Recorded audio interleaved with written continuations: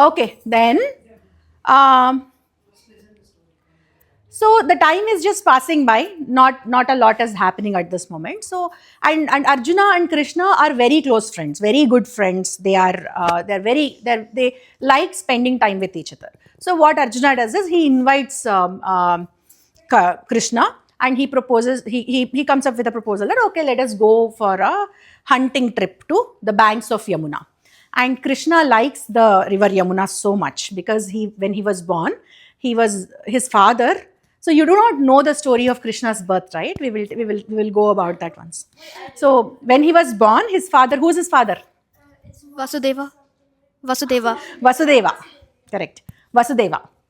You know the story, right? You know the story of Krishna's birth. Yeah. Yeah, I can see that. Vasudeva, that is why he is Vasudeva.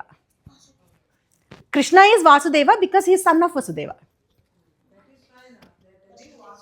They are telling Vasudeva. It's Vasudeva. So Vasudeva, when Krishna was born, Krishna had a threat of being killed by his own mama, Kamsa, right? His own mama. So what his father does is he takes him from this bank of Yamuna to the other bank of Yamuna. So he crosses Yamuna, the river Yamuna. And when he was being taken in a Adisesha is actually protecting him. So it was raining heavily. It is the month of rainy season, right? Shravana Masam is when he was born, and it is raining heavily. So this snake, which is Adisesha, actually is protecting by opening his hood and protecting the baby. So his father is carrying him on a basket on his head, and that particular hood is coming and covering him and protecting Krishna from getting drenched in the water. And the minute they reach the banks of Yamuna river is so ferocious that night. The waves and tides are going so up, and Vasudeva is really, really scared. How do I even take this baby and cross? There are tides, right? There are currents and there are tides. When there is so much rain also associated, it is very difficult to cross the river, right? So he is wondering, how do I even cross the river? And he takes one step into the river, and the water of Yamuna touches the feet of Krishna. Soon after it touches the feet of Krishna, it moves away. The water gives way to Vasudeva. The reason why Yamuna was so ferocious at that moment is Yamuna wanted to touch the feet of Krishna. So that is why Yamuna river was like that. Yamuna river was so ferocious at that point. And the minute it touches Krishna's feet, it calms down. It is happy. Okay, I mean, I accomplished what I wanted. నా జన్మ ధన్యమైంది, దాన్ని ఎట్లా ఇంగ్లీష్లో చెప్పాలి? Yeah, I am blessed now. As I touch the feet of Krishna, I am blessed. I feel blessed. And it calms down and it gives way to Vasudeva, and Vasudeva crosses the river Yamuna. So that is the relationship that Krishna has with the river Yamuna. So whenever somebody comes up with a proposal that, oh, let's go to the banks of Yamuna, Krishna doesn't say no. Krishna is always happy and looks up for an opportunity to go to the river Yamuna. So they go, they are hunting, they are having good time there. After few months or after few days, probably, this Agnideva, the fire god, the Agnideva, comes to them and asks for a help. And Agnideva is looking very weak and dull. Doesn't he ask help to burn the forest? Correct. We are going there, right? Wait. If your question is about something that I've already told, then you can ask. But if your question is about the future events, then you have to wait, because I'll tell you, right? Okay. So Krishna, and he comes and asks for help. And Krishna and Arjuna, they say, we will try to help you. What is the problem? So back in the day, there was a king called Shvetaki. His name is Shvetaki, and he's a Rajarshi. Rajarshi means someone who is like Vishwamitra, right? He was a king and he becomes a saint. So the first stage he reaches is Rajarshi, and then he becomes Brahmarshi. But Shvetaki is a Rajarshi, and he has a lot of interest and inclination in conducting so many yagas and yajnas. So if anyone of you have seen any yaga or yajna being conducted, what happens is there is a fire that is lit it is called Yagna Kundam. So they make a pyramid kind of a structure, not a complete pyramid, but a square pyramid kind of a structure. And inside that they light the fire, and that fire they keep pouring all the ghee, so many other items are put into the yajna. What is the purpose of doing it? Why do they do it? Huh? So they bless the god? God doesn't bless you. You bless the god by doing yajna. No, no, no. I'll tell you. So the reason why we do yajna, or what Veda says, when you do all of these offerings into yajna, all these offerings, you believe in the concept of every element has a personification of itself, right? You have Agni Deva, you have Varuna, you have Varuna means for the water. So fire god will take your offerings first, and then he goes and gives those offerings to appropriate gods so that they will give the blessings to you. So that is the whole concept of yajna. Why do you do yajna and why do you put all those things into yajna is because Agni Deva will take all of that, whatever your offerings are, and he goes and summons them to appropriate god, and that appropriate god will give his blessings. How do they give blessings? If this entire thing is going to Indra is the god of all the gods, right? Like king of all the gods. So he blesses this particular kingdom where this yajna is happening in the form of timely rains. And he is the one who is blessing with all the balance in the environment so that people can live prosperously without any floods or without any earthquakes, without any other natural calamities. So he protects that particular world. What do you mean by appropriate gods? Appropriate, say for example, if I am praying for Paramashiva, for Shiva, and if I am performing a yajna for Shiva, it is always Agni who will take my offering. And Agni is the one who is going and taking it to Paramashiva, because to the Lord Shiva, because my intention is to pray for Lord Shiva for a certain thing. But always the medium is going to be fire god. Okay? So one of the main offerings that go into yajnas is ghee. Ghee has a quality. Ghee will actually enhance your memory kuda kada emantaru తెలివితేటలు, your intellectual capabilities. It will enhance your intellectual capabilities and it will give you a glow. At the same time, overconsumption of ghee will make you feel extremely thirsty and you will become the exactly opposite of intelligent. Yeah. I was about to say what you just said. Okay, yeah. So that is the other quality of ghee. But this Svetaki, the king Svetaki, he has been performing so many yajnas and so many yagas, and at a certain point, he does one Satra yajna, which is for 100 years. Continuously for 100 years, he was offering ghee. And the god, Agni god, became so sick and tired of having so much of ghee that what does he need to do? He needs, there is a balancing effect also, right? If you have so much of ghee, you need to have so much of water, so much of other things to balance the ghee, the effect of ghee. So now Agni has to eat something huge in quantity so that balances his ghee consumption and he can maintain his tummy balance. So that is the situation of Agni. And Agni goes crying to Brahma and says, this guy Shvetaki is not stopping. And he is again, you know what he is doing? He is again planning for another yajna.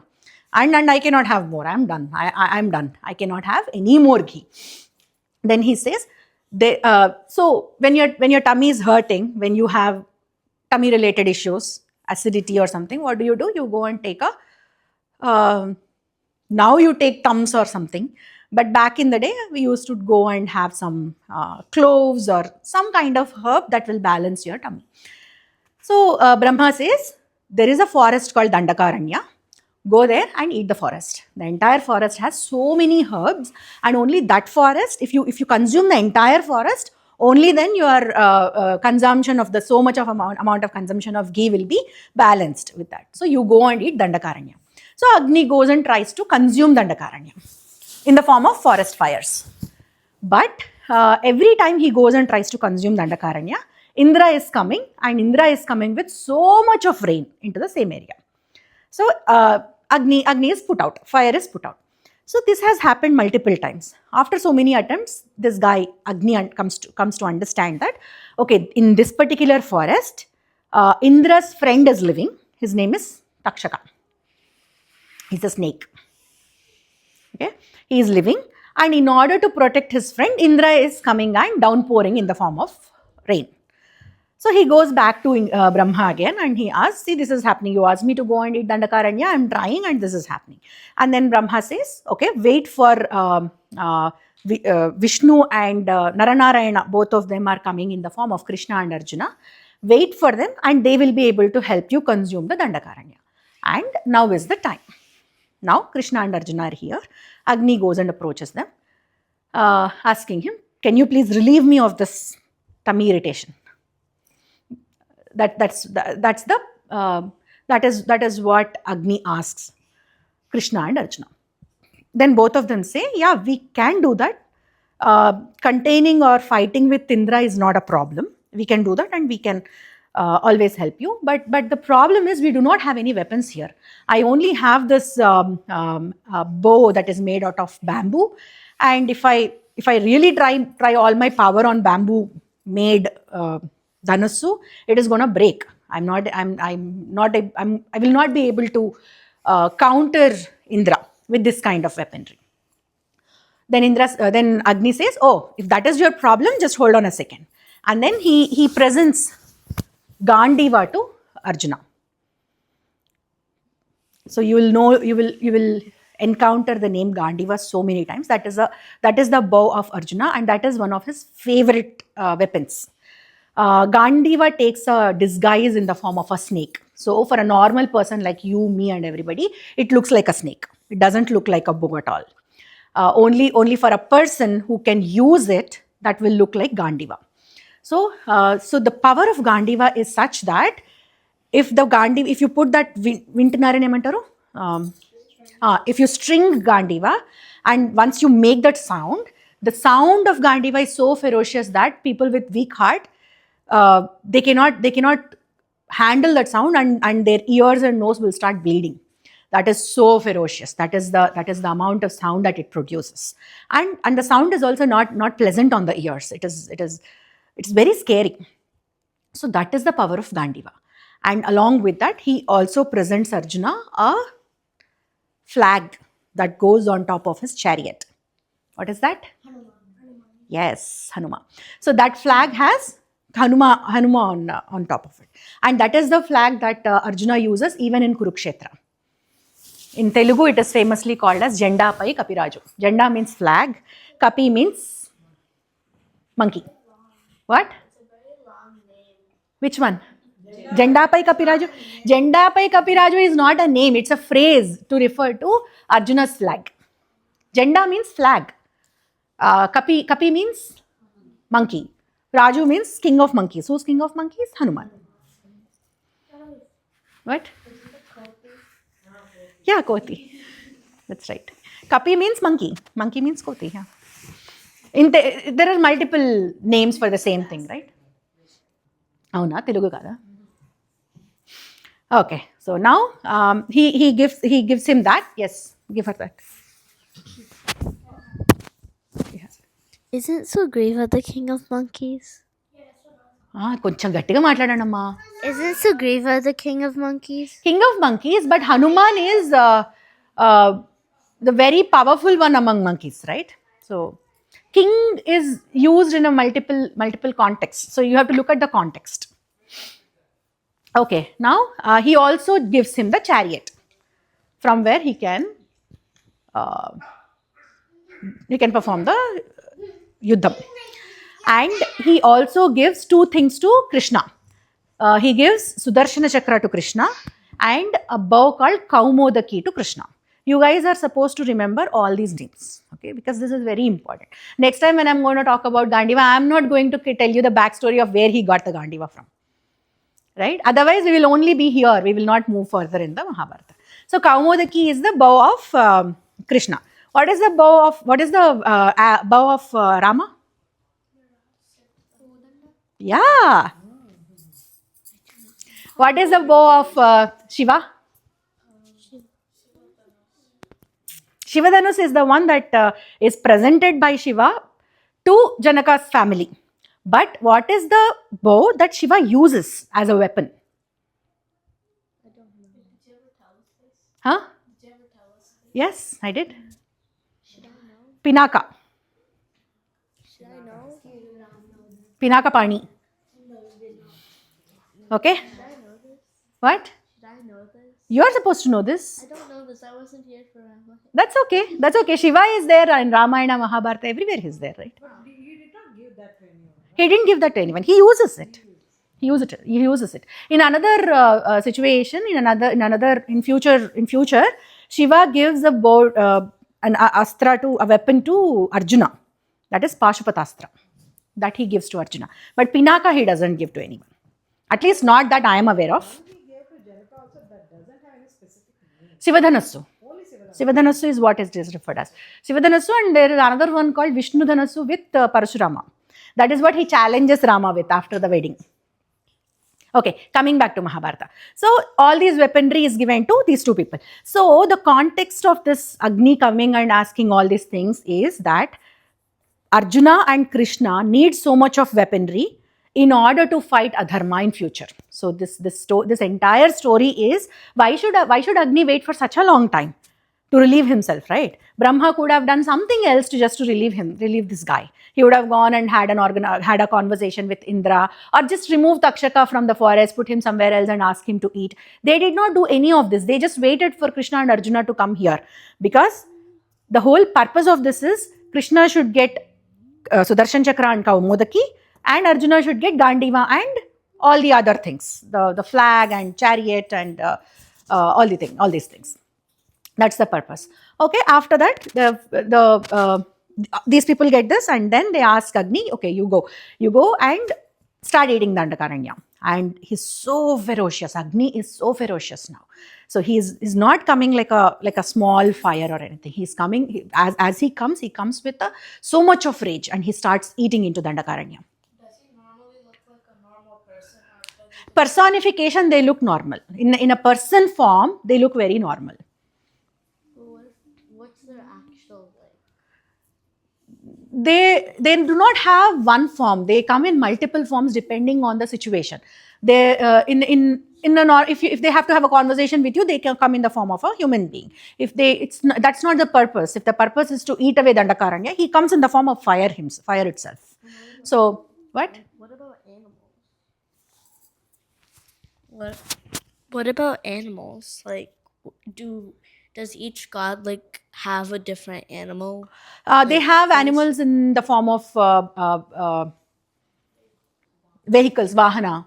So the Vahana of Agni is, you know. You should also be knowing, because you attended Radhika Madam's workshop. What? Who? Don't know? Goat. Goat? Goat is his vehicle. Agni's vehicle is goat. She told me that when you guys were attending that workshop, I was just watching and I asked her what is the meaning of that action. She told me that they're talking about Agni and they're depicting goat to be carrying Agni. That was the meaning of that particular act that you were doing. Anyways, so goat is the vehicle of Agni. So now Agni is consuming the entire Dandaka forest, and in the Dandaka forest, there is this guy called Takshaka, right? So now the word, okay, give it to him.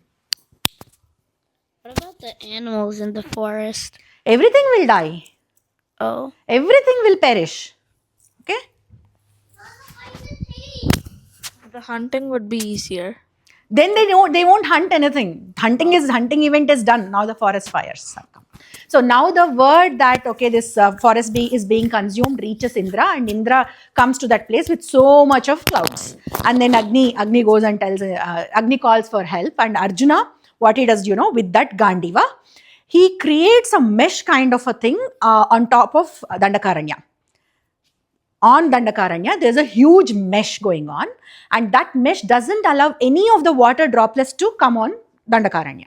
And all the water, he diverted all the water to the sides so that it falls on the sides of Dandakaranya. And now Dandakaranya is completely available for the son of the Agni for his consumption. Yes.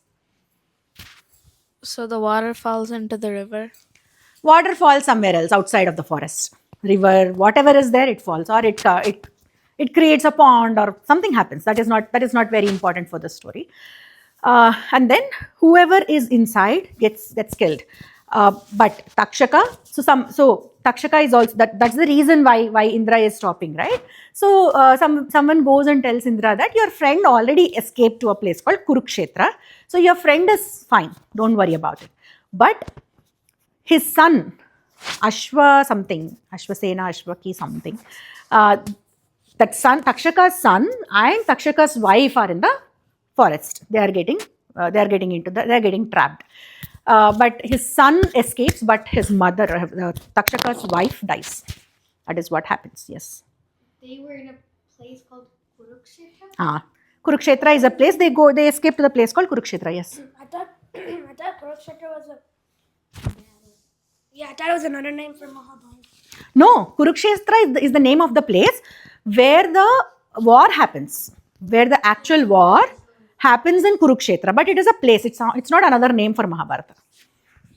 They named that particular series in Netflix Kurukshetra because they are only talking about that 18-day war that happened in Kurukshetra. So Kurukshetra is the battlefield?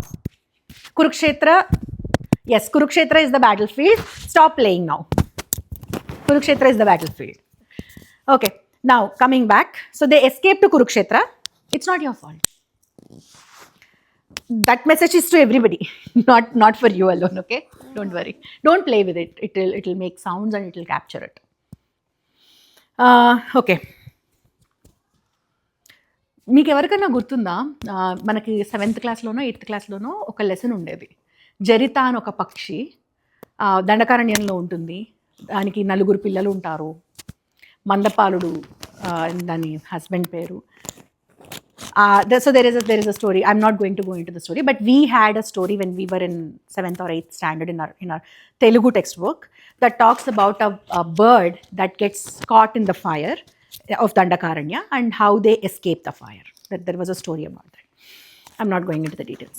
So Dandakaranya episode is done, and people go back to their places.